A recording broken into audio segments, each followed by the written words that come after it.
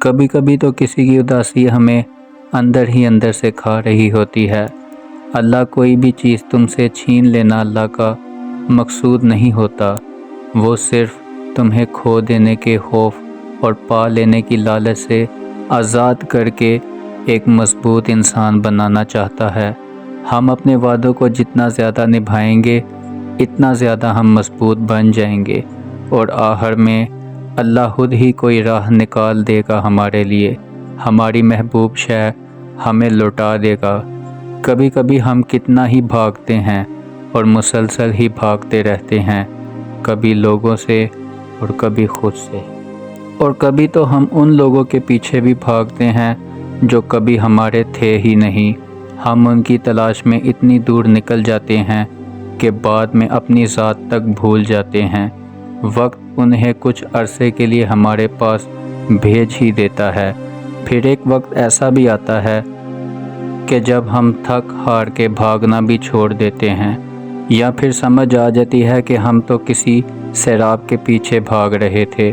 ہم سب کی زندگی میں کچھ لوگ اور کچھ پل ایسے بھی آتے ہیں جنہیں ہم چاہ کر بھی نہ بھول سکتے ہیں اور نہ ہی پھر اپنی یادداشت سے مٹا سکتے ہیں۔ کچھ لوگ کہتے ہیں وقت ہر زخم کا مرہم ہے، لیکن میں نہیں مانتا۔ دراصل ہم بھولتے کچھ بھی نہیں، اور بہت بار بتانا پڑتا ہے کہ کچھ بھی یاد نہیں ہے، بہت کچھ برداشت کرنا پڑتا ہے۔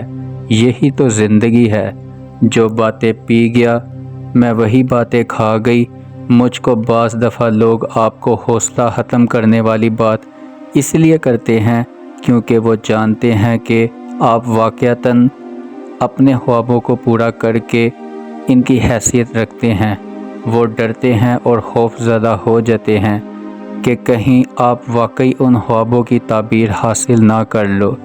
کوئی کسی سے کم یا پھر زیادہ کی حیثیت نہیں رکھتا۔ پیسہ، سٹیٹس، عزت، شہرت، یہ سب درجات ہم نے خود بنائے ہیں۔ ان درجات میں انسانی خوابوں میں کوئی بھی جگہ نہیں ہوتی۔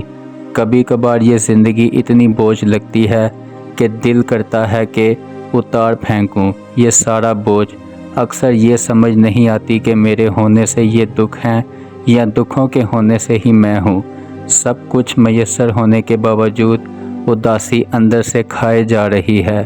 مجھے یہ مت بتاؤ انہوں نے میری پیٹھ پیچھے کیا کیا کہا، بلکہ صرف یہ بتاؤ وہ تمہارے سامنے اتنے بے جھجک کیوں تھے کہ سب تمہارے سامنے ہی کہتے چلے گئے۔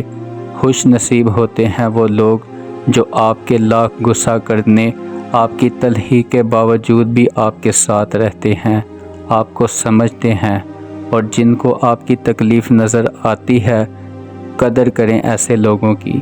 جب تم اچانک ہی ایسے شخص میں تبدیل ہو جاؤ جو کسی پر بھی الزام نہیں لگاتا، جو فضول بحث ہے اس سے گریز کیجیے۔ ان لوگوں کو دکھاتا ہے جو اسے چھوڑ کر جا رہے ہیں، پھر بھی خاموشی سے زخموں کو قبول کر لیتا ہے، تو جان لو تم پختگی کے اعلیٰ مراحل تک پہنچ چکے ہو۔ کبھی کبھی میرا دل کرتا ہے تم ایک بار مخلص ہو کر میرے پاس لوٹ کر تو آؤ اور میرا ساتھ چاہو، تب میں تم کو چھوڑوں جیسے تم نے مجھے چھوڑ دیا تھا۔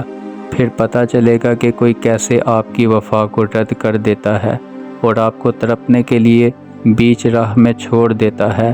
تم کیا جانو اللہ کا واسطہ بے بسی کس کی انتہا پر دیا جاتا ہے اور کس انتہا تک لیا جاتا ہے۔ سزا یہ پیار کی یوں مثال دی کہ اداس رہنے کی عادت ڈال دی اس نے، کہ جب بھی اپنا اپنا بنانے کی بات کی میں نے باتوں ہی باتوں میں ٹال دی۔ کیا اللہ بھی مجھ سے محبت کرتا ہے؟ کبھی کبھی تو میں یہ سوچتا ہوں، پھر یہ سوال بار بار میرے ذہن میں گردش کرتا ہے۔ پھر ایک بار مجھے خیال آیا کہ میرا رب جن بندوں کو چاہتا ہے اس نے تو ان بندوں کے لیے آیتیں نکالی۔ پھر میں نے قرآن پاک کھول کر بیٹھا، میں نے ڈھونڈا تو پہلی آیت ملی، وہ متقین سے محبت کرتا ہے۔ مجھے ملال ہوا مجھ میں تو نہ تقویٰ نہیں۔ پھر میں نے آگے پڑھا کہ وہ صابرین کو محبوب رکھتا ہے۔ مجھے اپنے بے صبر ہونے پر شدید افسوس ہوا۔ جب میں نے مزید آگے پڑھا تو پتہ چلا اللہ مجاہدین یعنی کوشش کرنے والوں سے بھی محبت کرتا ہے۔ میں نے پھر جانا میں تو کم ہمت حوصلے والا ہوں اور نازک بھی ہوں۔ پھر میں نے دیکھا وہ احسان یعنی نیک عمل کرنے والوں کو بھی پسند کرتا ہے، مگر میں اس سے بھی بہت دور رہا ہوں۔ پھر میں نے اپنی تلاش کو ترک کرنے کا فیصلہ لیا، اس ڈر سے کہ شاید اب میرے پاس کچھ بھی نہیں ہے جس کے باعث اب اللہ مجھ سے محبت کرے۔ میں نے اپنے اعمال دیکھے تو وہ صرف گناہوں سے آلودہ تھے۔ پھر میری نظر اچانک اللہ کے اقول پر پڑی، بے شک اللہ توبہ کرنے والوں سے بے حد محبت کرتا ہے۔ پھر میں نے آخر اپنا مقام بھی پا لیا۔ تم خود اپنی دعاؤں سے ہی اپنا مقدر لکھتے ہو، اور پھر تمہاری دعائیں ہی تم تک وہ سب لے آتی ہیں جو نصیب بھی تم کو نہیں دے پاتا۔ اللہ پاک تو تم کو تمہاری دعاؤں کے ذریعے ہی آزماتا ہے۔ وہ تو دیر اس لیے کرتا ہے تاکہ تمہارا یقین دیکھ لے۔ وہ تم کو ناممکن کے وسوسوں سے الجھاتا ہے، اس لیے کہ تاکہ تم ممکن کی جانب اس کی طرف کھینچے چلے جاؤ۔ اس کے سامنے تو پتے تک کی ہمت نہیں ہوتی کہ وہ اپنی جگہ سے ہل جائے، تو پھر تمہارے ہاتھوں کا اللہ کی طرف اٹھنا کیسے بے وجہ ہو سکتا ہے؟ وہ جب تمہاری دعاؤں کو قبولیت کے لیے چن لیتا ہے تو وہ تمہارے دل میں دعا مانگنے کا خیال بھی خود ہی ڈال دیتا ہے۔ تم سوچتے ہو کہ جو مانگ رہے ہو وہ کیا ہے، کیسے قبول ہوگا، وہ کیسے تمہیں ملے گا؟ آخر وہ تم کو خبر ہی نہیں ہونے دیتا کہ اس نے تم کو ہی تمہاری دعاؤں کی قبولیت کا وسیلہ بنا دیا ہے۔ تم نصیب اور وقت سے لڑتے ہو، یہ سوچو کہ نصیب لکھنے کا اختیار تو اللہ پاک نے خود تم کو دے رکھا ہے کہ اپنی دعاؤں سے جو چاہو جب بھی چاہو بس بدل ڈالو۔ تمہاری دعائیں وہ سب کر سکتی ہیں جو تمہارا مقدر بھی نہیں کر سکتا، اور دعاؤں سے تو رب بھی مل جاتا ہے، تو پھر یہ چاہت کیا چیز ہے؟ تمہیں یقین رکھنا ہے کہ جو اللہ سے مانگ لیا ہے وہ مل کر ہی رہتا ہے، پھر وہ تم کو وہاں سے دے گا کہ تمہاری دعائیں بھی حیران رہ جائیں گی۔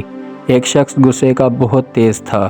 ایک عالم نے مشورہ دیا کہ جب غصہ آئے تو درخت میں کیل ٹھوکنا۔ پھر اس نے ایسا ہی کیا۔ آخر ایک دن اس کا غصہ پھر ختم ہو گیا۔ اس نے عالم کو بتایا کہ میرا اب غصہ ختم ہو چکا ہے، اب اس درخت سے یہ کیل نکال لو۔ پھر اسی شخص نے کہا۔ آدمی نے کیلیں ساری نکال لی، لیکن درخت میں تو سوراخ ہو گئے۔ یہ وہ سوراخ ہے جو تم غصے کی حالت میں لوگوں کے دلوں میں کیا کرتے تھے۔ آپ کا رب آپ سے بہت محبت کرتا ہے۔ لوگوں کی خاطر اس رب کو ناراض نہ کیا کریں۔ آپ اس کی ایک مان کر تو دیکھیں، وہ پھر آپ کے لیے کیسے کیسے راستے بنا ڈالے گا، جبکہ لوگوں کی خواہشات کا پیالہ کبھی نہیں بھرتا، کیونکہ اس میں ناشکری کے سوراخ اتنے زیادہ ہوتے ہیں جو کبھی اسے بھرنے نہیں دیتے۔ آپ لوگوں کے لیے کچھ بھی کریں، نظر ان کو وہی آئے گا جو آپ ان کے لیے کچھ بھی نہیں کر سکے۔ جو چیز نہ کر سکے ہوں گے وہی لوگ آپ کو اس چیز کا دلاسا دلائیں گے۔ زندگی کو اللہ کی حدوں میں گزاریں، زندگی بہت خوبصورت ہو جائے گی۔ اللہ کے لیے صبر کریں، وہ آپ کی زندگی میں خوشیاں بھر دے گا، اتنی خوشیاں لائے گا کہ آپ دیکھ کر حیران رہ جاؤ گے۔